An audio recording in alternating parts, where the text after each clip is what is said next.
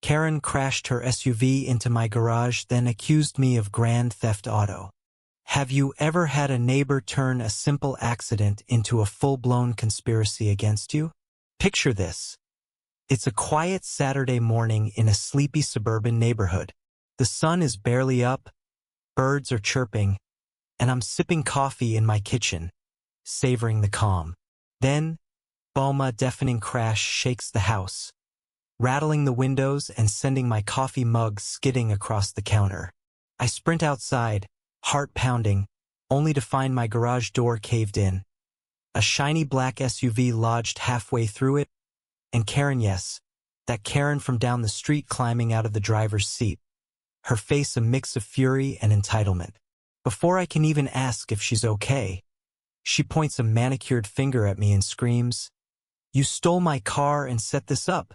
This wasn't just a fender bender." Karen, the self-appointed queen of our cul-de-sac, had somehow crashed her SUV into my garage and was now accusing me of grand theft auto, claiming I'd orchestrated the whole thing to frame her. My jaw dropped.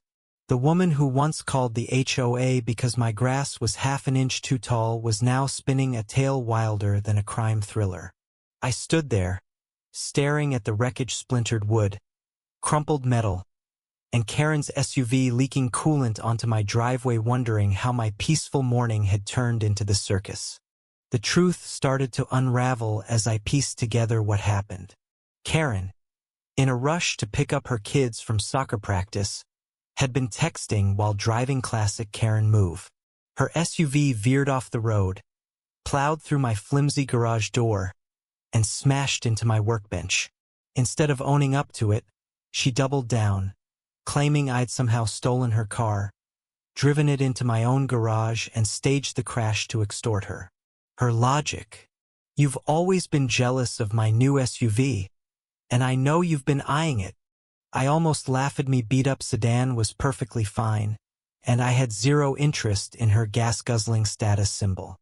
To make matters worse, Karen had already called the police, sobbing dramatically into her phone about how I'd committed a felony.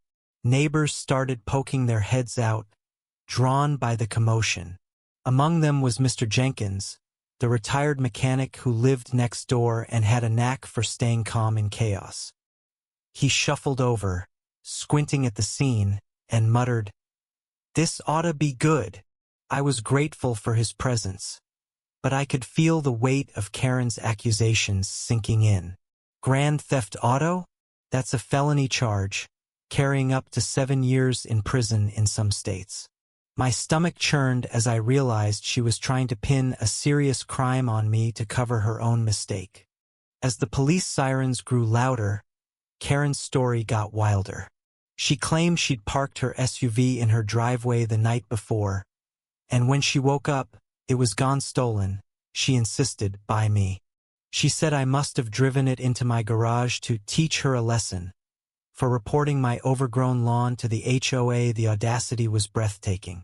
I tried to stay calm, explaining to the arriving officers that I'd been inside my house when the crash happened. But Karen was in full performance mode, clutching her pearls and wailing about how her babies would be traumatized by this attack. The officers, two tired-looking cops who clearly didn't want to deal with this, started taking notes, their expressions skeptical but professional. Here's where the twist came in, and it was a game-changer.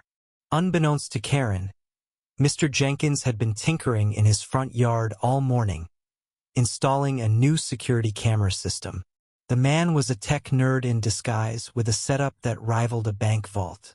"Hold on," he said, pulling out his phone. "I got the whole thing recorded." My heart leapt. Karen's face froze, her eyes darting to Mr. Jenkins like she'd just seen a ghost. He showed us the footage. Clear as day, Karen's SUV swerving erratically, her head down, obviously texting before it barreled straight into my garage. The video even caught her climbing out, unharmed, and immediately pointing at my house, yelling about theft. The officers watched, their skepticism shifting entirely to Karen. The confrontation that followed was nothing short of electric. One of the officers, a no-nonsense woman named Officer Ramirez, turned to Karen and asked, "Care to explain why you're on video crashing into this man's garage?" Karen stammered, her face turning redder than her SUV's taillights. "Well, I was distracted because I was trying to call the police about my stolen car." It was a pathetic attempt, and even she knew it. Officer Ramirez wasn't having it. She pointed out that Karen's story didn't add up. Her car keys were still in the ignition, and there was no evidence of tampering or theft. The second officer, meanwhile, checked Karen's phone and found a string of texts she'd been sending right before the crash. Busted. Karen's empire of lies crumbled faster than my garage door. The officers informed her that she was lucky I wasn't pressing charges for property damage yet. They issued her a ticket for reckless driving and warned her about filing false police reports, which could land her in serious trouble. Karen tried to backpedal, mumbling about misunderstandings and stressful mornings. But the neighbors who'd gathered were already whispering and shaking their heads. Mr. Jenkins, ever the quiet hero, just smirked and said, "Next time, maybe look up from your phone, Karen." The crowd chuckled, and Karen's face burned with humiliation. As the police wrapped up, I surveyed the damage. My garage was a mess, tools scattered, shelves collapsed, and a gaping hole where the door used to be. But I felt a strange sense of victory. Karen's attempt to frame me had backfired spectacularly. Thanks to Mr. Jenkins' camera and her own hubris, she slunk back to her house, tail between her legs, while the neighbors offered to help me clean up. Later that day, I filed a claim with my insurance, who confirmed Karen's policy would cover the repairs. It wasn't just about the money, it was about justice. Karen had tried to ruin my reputation and dodge responsibility, but the truth had won out.